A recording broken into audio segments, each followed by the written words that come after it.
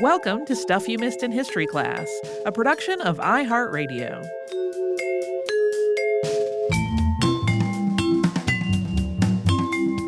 Hello and welcome to the podcast. I'm Holly Fry. And I'm Tracy V. Wilson. So this episode is 100% inspired by Instagram. Yeah? I don't know. Do you follow realtor Lisa DuBois? No. She is hilarious. She came to a lot of people's attention because she started doing this very funny thing where she would show a house that she has listed, and she does this thing where she whispers and she plays hide and seek in the house, and she would be like, this house has amazing high ceilings and mid-century modern architecture. Where do you think I might be hiding in this room? But she's very funny.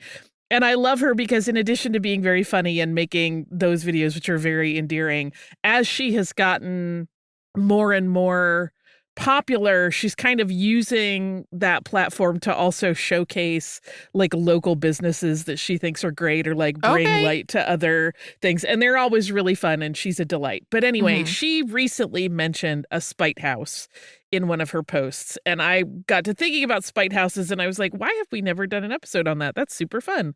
So here we are. Just in case you don't know what a spite house is, it's a structure that's built by one party to irritate another, or to cause some sort of difficulty or obstacle, or perhaps even damage. And there have been a lot of them built over the years, although there aren't a huge number remaining for various reasons. One is that many just have fallen down or been torn down or been redeveloped over. And another is that in some places, the reason you don't see them now is that we have a lot more building codes than we used to have. So there are a lot more municipal laws that would prevent somebody from building a structure that functions in the way some of these do. So today we're only going to talk about 4 of them. All of these are in the U.S., but this could easily be one of those topics where there are subsequent episodes because there are a lot more spite houses than this, some of which have great stories that I would love to cover at some point. So if your favorite isn't here, hold tight. It could be in the future. But we're going to talk about 4 today. The first spite house we're talking about is the Macabre Spite House, originally built in Phippsburg, Maine, but now located in Rockport, Maine. And we will get to that relocation, but to give context, we have to start with a man named James Macabre, born in Londonderry, Ireland in 1710. In 1731, Macabre moved to Phippsburg and started what would be a very prosperous life. It's not totally clear whether his first wife, Beatrice Rogers, came from Ireland with him or if they got married in the colonies, but she was also from Ireland. And James built a log cabin on land that he had acquired, and he and Beatrice lived there for more than 3 decades as he continued to also buy up surrounding land. And eventually he owned a large parcel of 1,000 acres. He made his fortune in the lumber industry as well as other business interests, and he was able to support a rapidly growing family. He and Beatrice had a reported 12 children together.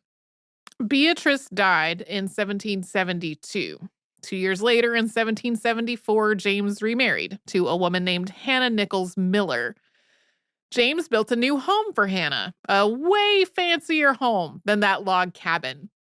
This one was a 4-square, meaning it was 2 stories with 4 rooms on each level.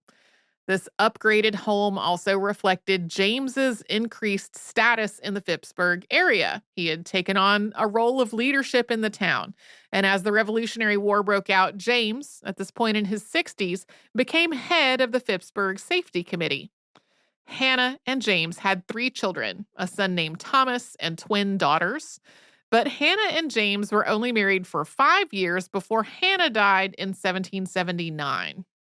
James married for a 3rd time. His 3rd wife was Mary Langdon Storer Hill, and they got married in 1782.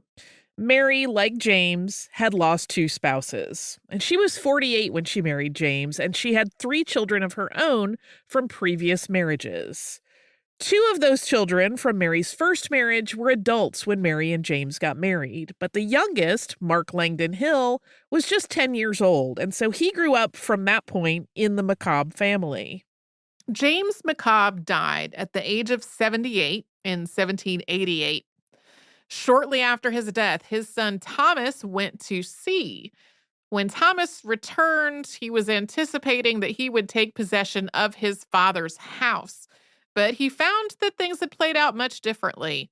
His stepmother, Mary, and his stepbrother, Mark, were still living in the house. Additionally, Mark had married Thomas's sister, Mary. It appears that James's third wife, Mary, had orchestrated this situation so that her son would legally get the house instead of Thomas. The exact legalities of this move are a little bit unclear. A 1925 write-up of the story in the Portland Press-Herald states, quote, "When James McCobb died, his widow brought about a marriage between her son by her first husband and a daughter of James McCobb by his first wife, which gave her control of the large and beautiful estate."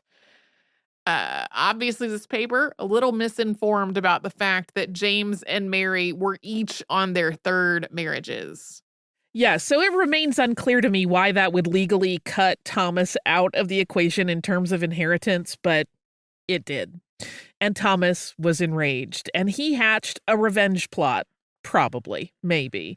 Right next to his family home, he wanted to build the biggest, most beautiful house that he could to make that four-square house that his stepmother had cheated him out of look tiny by comparison. And that's perhaps maybe the most interesting part of this whole story, because by all accounts, Thomas was not angry with his stepbrother Mark. He was irate with his father's widow, Mary. Thomas and Mark actually went into business together in 1796, forming a shipbuilding company called Hill and McCobb. So there's another twist to this story that Holly didn't see mentioned anywhere. It took quite a number of years for this spite house to be built. Some accounts say Thomas completed his house in 1806, and the others say that he built it in 1806. There's an important distinction there. The house was not done until 10 years after he and Mark had been in business together. And Mary Langdon Hill McCobb, that stepmother he alleged to have vowed to get revenge on, actually died in 1806. Her gravestone lists her death as March 24th of that year. Given how difficult it would have been to start a major construction project in Maine in the winter, it seems likely that Thomas didn't even start building this house until after Mary had died, if all of that construction took place in 1806. Even if it was under construction before that point, it's not clear whether she ever would have even seen it or appreciated its scale and grandeur. So even if he did outdo the home he had lost in terms of its size and its style, it might not have been actually despite the deceased Mary. It seems like it might not have been a spite house at all. And there's also a darker take that knowing about it may have been what sent Mary to her end, but we just don't really have any confirmation or information on that. It is still called a spite house officially, though. We'll talk about its sort of official spite house standing in just a moment. Because obviously Thomas did build his house, even if he waited for Mary to die, in which case it was the most polite spite house ever. And it was, as he promised, massive and grand. In a filing with the National Park Service from 1974, it is described as, quote, a fine example of architecture in the federal style. The house's footprint is an almost square rectangle of just under 45 by 40 feet or 14 by 12 meters. The front and sides of the house each had 6 windows originally, and one side of the house had a duplicate entrance to the front door. Thomas McCobb did not get to enjoy his fine mansion for even a decade. In 1815, while he was serving a term in the Massachusetts legislature as a District of Maine representative, Thomas died unexpectedly. He had not gotten married. He had no children. So the spite house went to the family of his stepbrother, Mark Langdon Hill. Yet another way in which his spite move didn't really play out as perhaps intended if this truly was a spite move. Incidentally, Mark Langdon Hill went on to have an illustrious political career, serving in Congress on behalf of Massachusetts, then as a representative of Maine once Maine was separated from Massachusetts and became its own state, among other appointments. The Thomas Macabre Spite House has a story that goes beyond its origin with the Macabre and Hill families, one that Thomas Macabre surely did not foresee. The house was sold out of the family in the 1800s, and it changed hands a few times. In 1915, it was purchased by a man named Adelbert Williams, but it was difficult to keep up, and in 1925 it was sold again, this time to Donald Dodge, a man from Philadelphia. And at that point, the house was in pretty rough shape. Dodge paid $6,000 for the Spite House, and he spent a lot more to get it just the way he liked it and just where he wanted it. Dodge didn't want to move to Phippsburg, so he had the whole home moved to his summer estate at Rockport. Dodge and his moving contractor, Arthur R. Tingley, hired a barge from New Jersey to come up to Maine so that it could be loaded up with the house and carried 85 miles north along the coast to Rockport. In addition to the move, the house got an expansion once it got to its final destination. Yeah, it had a wing added on either side. In addition to those two new wings, the Macabre house also had an extensive landscape planned around it, led by landscape architect Robert Wheelwright, who created flower gardens in a formal colonial style, as well as a gazebo and other outdoor living spaces. In 2018, the Maine Historical Society shared information about the plants that were kept in those gardens. And that information came from correspondence and order forms that Dodge and his gardener, Henry B. Williams, exchanged with various nurseries. One set of exchanges in these letters from October 1954 is very cute. Apparently, in a catalog from a nursery called Strawberry Hill, the bulbs being sold for the lily known as Washingtonianum was described as being the size of a lumberjack's fist. Mr. Dodge thought that was inaccurate, writing, quote, "I was particularly interested in the bulb of Washingtonianum to see how big is a lumberjack's fist. It is a fine bulb, but not up to my idea of a lumberjack's fist. I have bloomed this lily here several years and think it is perfectly exquisite. I secured some real top forest soil from the base of a large oak tree which blew down in a recent hurricane, and I am using it around your lilies." So this seems like a playful comment and not a real criticism. The rest of the letter notes the other plants that were received at Rockport and how much Dodge loved them. The reply from grower A.D. Rothman notes, quote, "Your comment on the Washingtonianum and the lumberjack's fist was amusing. Remember, sir, that nurserymen live drab lives, and their catalogs with their opportunity for nurserymen's prose are virtually their sole surcease." Not necessarily a story that's particularly important to the Spite House nature of this whole thing, but it was so cute that I had to include it. In addition to a wide range of lilies, which Dodge clearly loved, there were also azaleas, kalmia, rhododendron, mahonia, and bayberry grown at the house, among others. Some of those gardens and outdoor spaces that were so carefully tended remain, but many of the gardens were reduced in size or streamlined or eliminated to facilitate easier upkeep. That was all done after Dodge died in the 1970s. In 1960, the Thomas Macabre Spite House was listed on the National Park Service's Historic American Buildings Survey.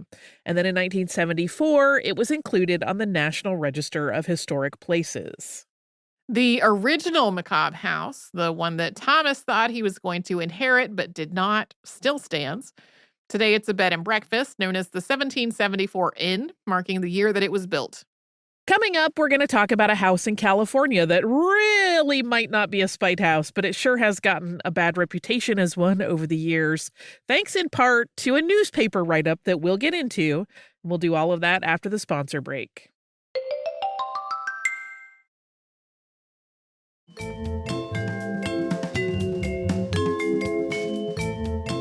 This next spite house is in Alameda, California. That sits on an archipelago west of Oakland.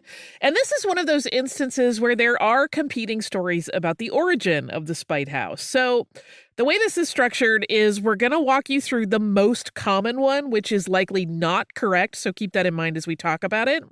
And then a somewhat tragic event related to the house. And then we're going to rewind to a different version of this spite house's origin before we land at the account that is possibly the most boring and makes the most sense. This one starts with a man named Charles Anton Froling. Charles was born in 1880. We don't know a whole lot about him other than that he was Swedish. Sometimes he's said to have been a railroad worker, although one obituary states that he was a contractor. We know he was married to a woman named Gertrude, and that couple had two sons, Gilbert C.A. Froling and Fred Froling. I should also mention that some accounts say he was a railroad contractor, so he was building things for the railroad, perhaps, may account for the variations that we see. So the story normally goes that in the early 1900s, Charles inherited property on Broadway in Alameda, and he planned to build his dream home there. But the city actually took a significant slice of his land in order to build a cross street. That's now Christ Street. All that was left of Froling's lot was a 10 by 54-foot rectangle. That's roughly 3 by 16.5 meters. So not exactly a huge tract of land, and a weird shape. And he supposedly asked his neighbor, Mrs. Annette Westerdahl, to band with him in fighting the city's plan for a cross street, but that she didn't want any part of it, and perhaps was kind of into the idea of her house being at an intersection with a view, since Froling's lot would not support construction of a house. So, according to this story, Froling built one anyway just to spite her, and built it to take up his entire lot, 20 feet high, so her view was completely obstructed. There is, truthfully, not just a made-up part, 1 inch between these two houses. The exterior wall for Froling's house that is on that 1-inch gap had to be assembled and painted first, then put into place, and then the rest of the house built from there. So on the Christ Street side, the second floor overhangs the first to be about 12 feet wide, so it has a little extra upstairs space. There's a sad development in the story and legacy of the Alameda Spite House, and it involves suicide. So if you don't want to hear about that, skip forward a couple of minutes. On November 12, 1908, the Oakland Tribune ran a story about a death that places the blame for a suicide on the Alameda Spite House right from the headline, which reads, "Freak House may have been one of the causes of woman taking her life." This article notes that Mrs. Annette Westerdahl died, quote, from inhaling gas with suicidal intent at her home, 1345 Broadway. The story shared information about 2 notes that were left by Mrs. Westerdahl, one to her son, in which she thanked him for taking care of her and asking to be buried simply, and one to her doctor stating that she had wished to die and that she was intentionally ending her life. And this tragic story mentions several details of her life that may very well have contributed to her mental state, a separation from her husband, and the recent death of one of her adult sons, and that she had recently been released from Harrison Sanitarium just a week before her death. But those are all mentioned just in passing. This article instead makes the Spite House the clear villain. The bigger problem, according to the paper, was that she had lost income from renting her home out to tenants and roomers because of what the paper referred to as, quote, the freak house. But Froling's house would have only just been finished when Mrs. Westerdahl died. So it kind of seems like the paper is just trying to defame the house. It drives this agenda home, even in the caption to the photo of the Westerdahl home, which reads, quote, "The large house is that of the late Mrs. Westerdahl on Broadway, Alameda, and the freak house is that of Charles Froling, which may have worried Mrs. Westerdahl to death." And that story has some other issues. In a 2024 article in the East Bay Times, the home's current owner stated that that story was untrue, and that the real story is that there was not a street planned at the time, but that Froling did have an agreement with Westerdahl that he would buy part of her backyard to enlarge his small lot for a house. But then Westerdahl backed out of the idea, and that catalyzed the building of the house.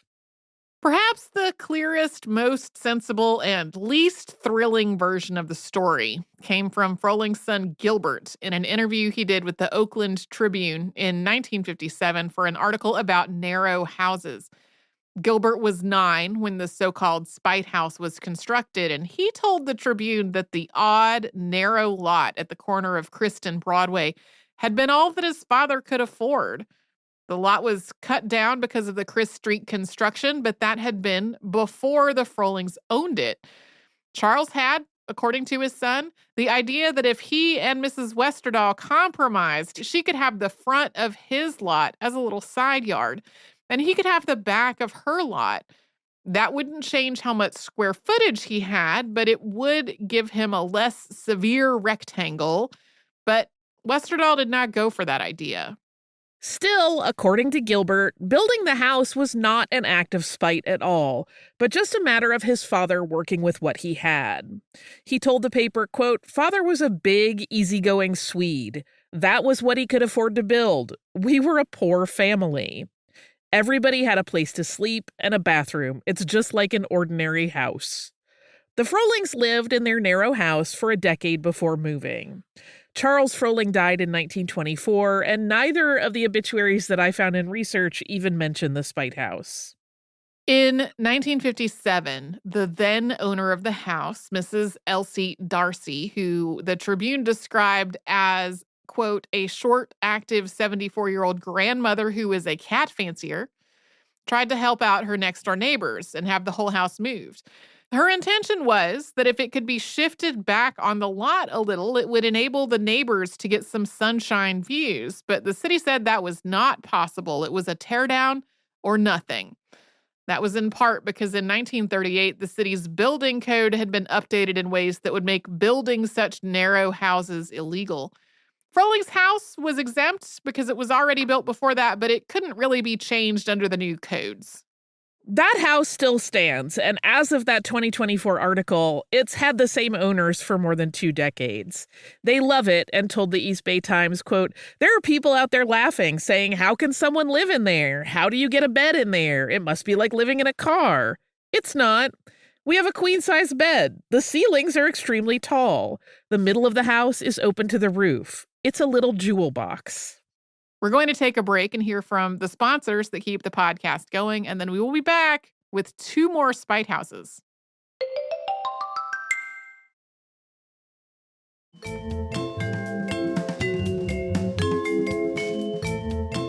Our next Spite House is in Frederick, Maryland, and it is the work of Dr. John Tyler. And this one is a legit Spite House. Well before the construction of his house, Tyler had made a name for himself as an ophthalmologist. He's sometimes said to have been the first doctor in the U.S. to perform a cataract surgery, but it's really more accurate to say he was one of the first doctors doing it. That was in the late 1700s. An important distinction made in a write-up about the house in the LA Times in 1990 notes that he was the first American-born doctor to perform such procedures. Just FYI, couching, the technique Tyler is said to have used, involves piercing the eye and then physically moving the lens so that the clouded area no longer obscures vision. I'm going to tell you now, there's a source for it that I don't even have in the source list because I couldn't look at that page anymore and I ran away. So Holly may be saying that because I visibly winced. I visibly winced. I can handle most stuff, but eyeball surgery, I can handle touching of the eye, putting in context, but eyeball surgery, a little squinkier. But in any case, I just wanted to clarify what exactly he was known for. Tyler was, in addition to performing this surgery, also a civic and community leader, and he had served as a senator. But all of that was well before 1814, when the Spite House was built. Over the years, Tyler had amassed a good bit of wealth, and he had invested in property. He'd gotten a significant parcel via a public auction after the land had been seized from a Tory. That parcel sat in a position physically where a street, which was Record Street, ended in front of it. Behind the property, there was another street, West Patrick Street, and city planners thought it would be a really good idea to extend Record Street and connect these 2 roadways. That would mean cutting right through Tyler's land. Dr. Tyler did not want to lose any of his property to this public works project. He protested the plan through official channels, but he didn't really make any headway. He started to look through the various laws and ordinances that applied to private property and road work, and then he found it. There was a local law to Frederick that stated that if a substantial building was in the path of a proposed roadway, the road could not be built there. Now, at the time, the lot where the road was supposed to go was empty. Tyler actually lived in a house that was on the lot next to it. But he hatched a plan. Tyler started reaching out to builders, and he found one who was willing to help him out and in a hurry. And by in a hurry, we mean that night, because the road work was supposed to start the next day. The road crew did arrive the following morning, but what they found was a foundation being laid and Dr. Tyler sitting in a chair and overseeing things. I'm like, this is Arthur Dent, but backwards. The road was rerouted to cut around the new construction, and Tyler got to keep his lot intact. He did complete construction on a 3-story house, and he rented that out. After Tyler's death, the house went through a chain of owners, and because of his size, it has bedrooms on each floor. It's been a bed and breakfast for long stretches of time over the years. There doesn't appear to be a bed and breakfast operating there right now. No, I went down a rabbit hole looking for it. And I found listed on one of those sites that aggregates inns and bed and breakfasts. It listed, but when you click through, there's nothing there. And then I looked for it on another map site and it said that is closed. Mm-hmm. So it's not there now, but the building still is. This brings us to our last house, and it is the one that originally started this idea, because it's what was mentioned in that Instagram post, and that is the Hollinsbury Spite House in the Old Town District of Alexandria, Virginia. And this house has become really famous through the years. It's become a curiosity and a point of pride for the neighborhood. And the current owners, who have had it for quite some time, have been very game about talking to the press about this house's history and how it fits into their life. This one starts in the 1820s and a man named John Hollinsbury. Hollinsbury was a brickmaker, and he lived at 525 Queen Street, but he was plagued by a problem, or many problems, in the form of carriages. Between his home and the next, there was an alley, and it was narrow, but that did not stop carriage drivers from trying to squeak through the alley as a shortcut. And often they did not really fit. They kept gouging the exterior wall of Hollinsbury's house. Additionally, there was a lot of foot traffic and loitering, and John, who was a city council member, did not like this, so finally he had an idea. And that idea was to purchase the alley, paying $45.65 for it, no paltry sum in the late 1820s, and then the brickmaker cut off the alley to through traffic by bricking in each end of it and putting a roof over the top, creating a very narrow house. The resulting structure is just 7 feet wide. It's 2 stories tall, with a reported 480 total square feet of space, although some write-ups about the home say it only has 350. You'll also see a couple other numbers floating around out there. One of the pieces of supporting evidence for the veracity of this story, because it has some variations, is the fact that the interior walls, which are just the exterior walls of Hollinsbury's house and his neighbors, do indeed still show those dings and gouges from carriages. The variations have no real substantiation. It's all just gossip, and they involve variations of the idea that John had some kind of quarrel with his neighbor, or that he may have even been making the space for another family member to live in. Yeah, those don't have a lot of information to back them up. The only real piece of evidence is those gouges in the walls. John Hollinsbury died on June 16th, 1856 at the age of 84. At that point, he had been a resident of Alexandria for 75 years. And the unique narrow house he created has gone through several owners and identities since then, including being a schoolhouse for a while. But today, the Hollinsbury Spite House is a private home. It's passed through a number of hands, but in 1990, it was purchased by John Sammis. He owns it with his wife, Colleen, and the two of them gave an interview for the New York Times in 2008, in which Colleen told the story of the two of them meeting at a dinner party and how wowed she was when she found out John owned the Spite House. As for John's history with the house, he knew about it well before he bought it, and has said that when he was walking around the city for lunch or for meetings, he would often purposely take in a route that would take him past this curious little house. He told the Washington Post in 2006, quote, "One Sunday I saw a small ad in the paper that described this little house, and I knew which one it was immediately. I got in my car and went down there to the open house and bought it that day." I didn't know what I wanted to do with it. I knew I wouldn't live in it full time. It just seemed like too good of an opportunity to pass up. Although he may not have had a plan when he signed the deal for the deed, which cost him $135,000, Samus hired a contractor and a decorator to update the home for modern living while still retaining its historic personality. So they did things like install AC, for example, and to make more space, the backyard was turned into a garden and sort of an outdoor living space. The bright blue house is a regular stop on historical tours of Old Town Alexandria. So, though it was built by Hollinsbury to keep people he didn't like away, now it draws lots of visitors. I love the kind of flip of how that played out. But those are some spite houses. I love spite houses. We can talk about Yeah. that some more behind the scenes. I have a listener mail. This is from our listener, Yuan, whose name I probably mispronounced slightly. I'm doing my best, fingers crossed, who is writing about Tamara de Lempicka and writes, "Ladies, on my way to the Young Museum today, I re-listened to your Tamara Lempicka episode to make sure her life story was fresh. The ticket agent surprised me when he asked me if I was to visit the Tamara de Lempicka exhibition. I made a mental note not to skip the C in her name. Given her Polish root, CH sounded about right.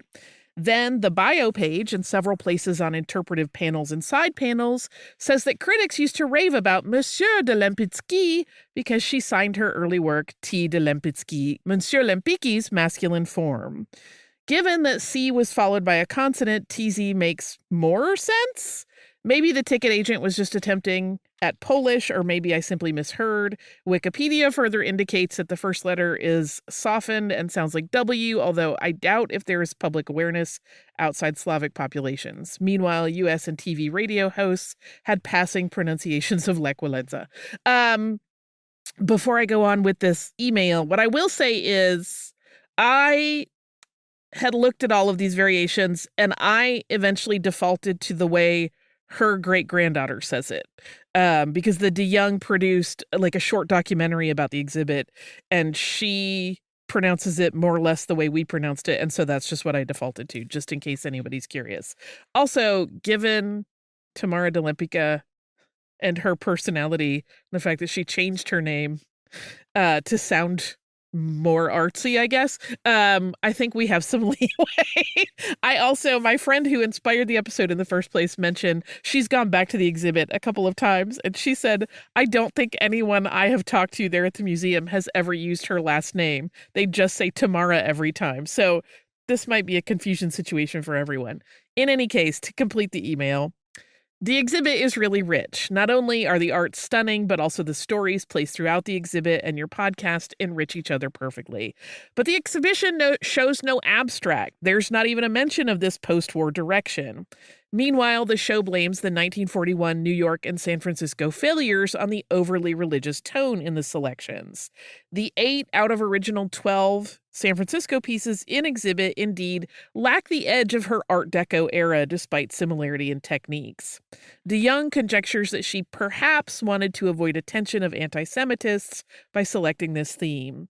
But those interpretations appear too speculative to me. Considering her parents converted before she was even born, considering that she was well received in the U.S. in the 30s when anti-Semite sentiment was heightened, these pieces, as well as the Cazette First Communion, which Cazette could not recall, could easily be common subjects of an artist of that time, especially someone who had great grasp of previous masters.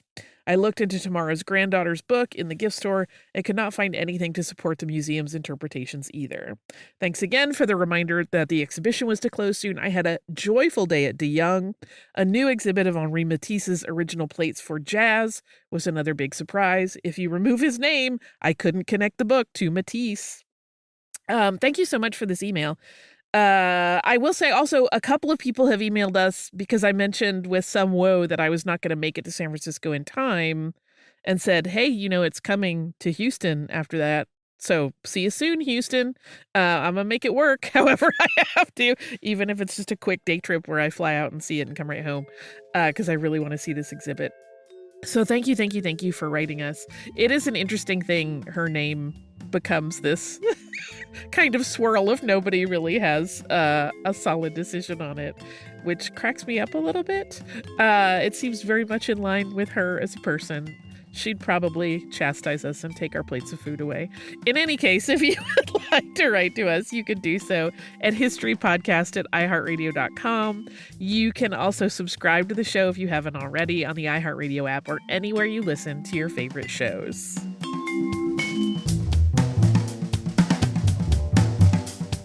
Stuff You Missed in History Class is a production of iHeartRadio. For more podcasts from iHeartRadio, visit the iHeartRadio app, Apple Podcasts, or wherever you listen to your favorite shows.